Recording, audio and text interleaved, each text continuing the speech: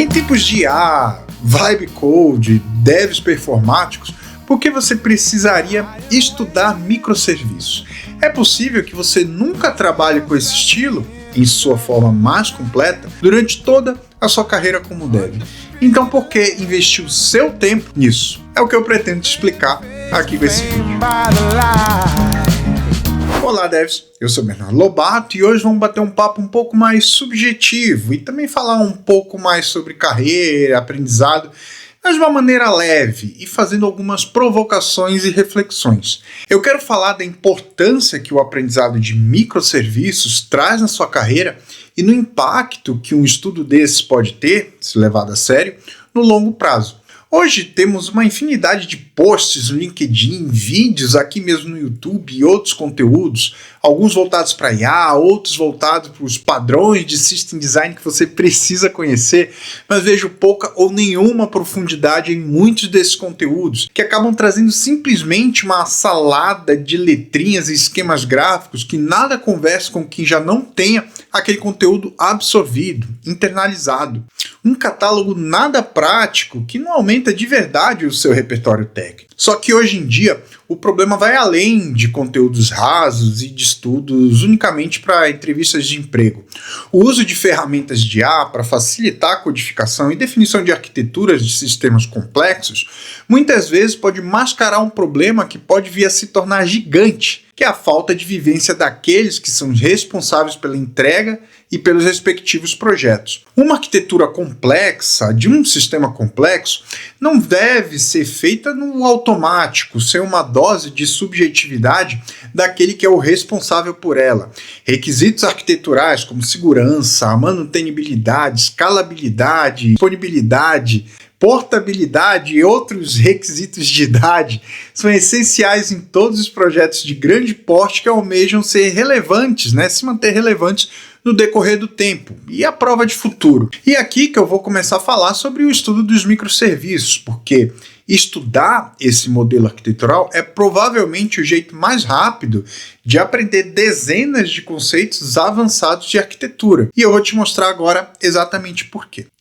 Microserviços têm raízes em conceitos de arquitetura orientada a serviços ali do início dos anos 2000, mas são um estilo arquitetural que acabou ganhando muita popularidade por volta de 2014, naquele famoso artigo do Martin Fowler e James Lewis. Aliás, link aqui na descrição, tá, gente? E foi mesmo nessa época que acabou tomando de assalto a indústria de desenvolvimento. Durante muito tempo virou hype e qualquer solução nova em times da moda sempre acabava passando, nem que seja por um estudo ali na viabilidade dos microserviços. Uma POC que seja, muitas vezes sem saber direito como aquele estilo funcionava corretamente. Basicamente, nesse estilo arquitetural, onde ao invés de construir uma aplicação única e monolítica que concentra todas as funcionalidades no mesmo processo e banco de dados, você divide o sistema em vários serviços pequenos e independentes, cada um responsável por uma parte específica do negócio. Por exemplo, um serviço de pagamentos, um serviço de usuário e um serviço de notificações. Cada microserviço roda de forma isolada, tem seu próprio banco de dados, se bem implementados, pode ser desenvolvido, implantado e escalado independentemente dos outros. Se comunica com os demais através de APIs, pode ser REST, gRPC, ou mensageria assíncrona, como filas e eventos, por exemplo. Isso traz benefícios como escalabilidade seletiva, você só escala o serviço que precisa, não a aplicação inteira. Times muito menores, mais enxutos e mais autônomos, trabalhando em paralelo, e maior resiliência. Ou seja, a falha de um serviço não necessariamente derruba o sistema inteiro, mas em troca introduz uma complexidade operacional bem maior. Você precisa lidar com consistência de dados distribuída, latência de rede entre serviços, observabilidade, que é rastrear o que acontece entre múltiplos serviços, orquestração de deploy e uma série de padrões de resiliência, como circuit breaker, retry, timeout e etc. Tudo isso para lidar com falhas que simplesmente não existiam quando tudo rodava dentro de uma única aplicação, de um único processo.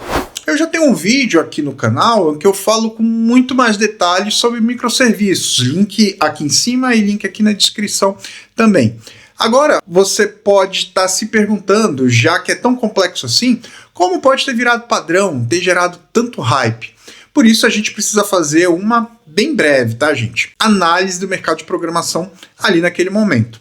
A ascensão desse modelo arquitetural caminhou lado a lado com a ascensão da própria computação em nuvem. Antes da nuvem, montar e manter dezenas de serviços independentes, cada um com sua própria infraestrutura, era operacionalmente inviável para a maioria das empresas. Exigia hardware próprio, provisionamento manual, mão de obra bem especializada e um custo de manutenção muitas vezes proibitivo. Com a chegada e popularização de provedores como a AWS, Azure e Google Cloud, e também de tecnologias como containers e orquestradores, como Docker ou Kubernetes, esse custo caiu drasticamente. Ficou barato e rápido provisionar, escalar e derrubar serviços sob demanda. E foi essa infraestrutura elástica e self-service que destravou os microserviços na prática. Acabou dando a viabilidade em escala. Além disso, outros aspectos como a ascensão do movimento da cultura DevOps e a ideia de times autônomos vinha bastante ao encontro do que representava esse estilo arquitetural de uma maneira mais filosófica. E tem mais um ponto importante também, que é a fadiga de sistemas monolitos de grandes empresas tradicionais. Burocracia para subir uma nova versão, demora para atualizar tecnologias, testes manuais e outras dificuldades eram muito comuns para quem trabalhava já com esse tipo de sistemas. E era mais uma coisa que os microserviços acabavam combatendo também por tabela. Com tudo isso, tornou-se comum usar microserviços na sua startup para dizer que está em dia com o que o mercado está utilizando, que está modernizando a sua aplicação, mesmo que não tivesse ali uma necessidade real. Desenvolvedores buscavam criar quaisquer projetos, por mais simples que fossem, nesse modelo já desde o início, como uma forma de se destacar na multidão. Um belíssimo de um efeito manada. Mas à primeira vista, aqui do jeito que eu estou falando, posso estar parecendo contra esse estilo, não? É fã ou hater? Agora, defendendo minha tese aqui do vídeo, todo esse hype dos microserviços já passou. Hoje, mais de 10 anos depois do início da popularização desse modelo, é comum que se tomem decisões com mais pé no chão do que simplesmente começar já criando N microserviços sem pesar ali os prós e os contras. Mas eu realmente acho que uma coisa que deve sobreviver a toda essa fase, né, todo esse hype, é o aprendizado que o estudo desse estilo proporciona ao desenvolvedor que está disposto a se aventurar. Toda essa complexidade a mais, direcionada em um único tópico macro, nos permite organizar o estudo de maneira muito mais padronizada, com livros, cursos e outros materiais que acabam trabalhando esses conceitos complexos de maneira meio que unificada, com um propósito muito bem definido. Em outras palavras, microserviços nos permitem aprender de maneira amarrada conceitos avançados e aparentemente dispersos que, se estudados individualmente, poderiam nunca se tornar motivadores ou relevantes ali no seu próprio dia a dia como desenvolvedor, ou levariam até um tempo muito maior para que você conseguisse dedicar tempo para esse aprendizado. E todo esse estudo combinado acaba servindo como uma espécie de cola, né, que une vários aspectos diferentes de arquitetura de sistemas ou system design, principalmente conceitos centrais e complexos de sistemas distribuídos, de APIs e de segurança. Atualmente, eu não vejo microserviços somente como um estilo arquitetural. Eu gosto de entender como um guia de aprendizado para o desenvolvimento moderno, principalmente para quem vai trabalhar ali com a parte de internet ou mesmo de aplicativos. Mesmo que possa funcionar para muitos apenas como uma pincelada em cada subtópico, acaba servindo também como base para correr atrás de outros conceitos e continuar expandindo seu repertório técnico através de material mais avançado e mais aprofundado. E isso acaba te libertando, paradoxalmente, de certa forma permitindo a você, agora com um repertório arquitetural maior e mais completo, poder adotar com muito mais propriedade os conceitos e ferramentas que esse estudo de microserviços te trouxe, mesmo que não use em sua totalidade ou que todo o seu sistema precise seguir rigorosamente esse modelo, sem precisar criar os tais microserviços de maneira rigorosa, com todas as regrinhas ali que dizem respeito. E isso tudo, gente, eu falo bastante por experiência própria, tá? Durante quase 10 anos eu fiquei trabalhando ali na mesma empresa, com alguns monolitos legados, né? Sistemas legados, Java e PHP. pouco de cada ali, dependendo da época ou do que precisava mexer. Sistemas bem tradicionais, do jeitinho que a maioria da gente aqui, macaco velho, está acostumado. Querendo ou não, nesse cenário a gente acaba meio que se tornando um tanto refém do próprio parque tecnológico da empresa e dos seus sistemas, se tornando em alguns níveis alheio completamente ao mercado e ao que está acontecendo de novo lá fora.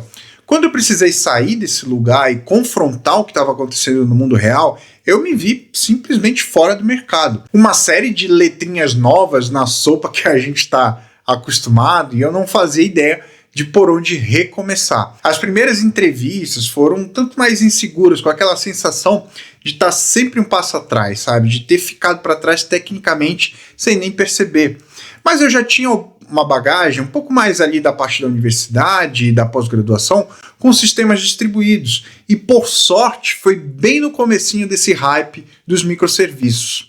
Tomei esse hype como o meu norte e centralizei os estudos a partir daí. E em poucas semanas, estudando de forma mais organizada e estruturada, acabei destravando uma quantidade de conceitos que eu nunca imaginei que precisaria um dia fora do âmbito acadêmico ali. Sistemas distribuídos, observabilidade, resiliência, segurança, tudo isso vinha de brinde, junto com o estudo ali dos microserviços.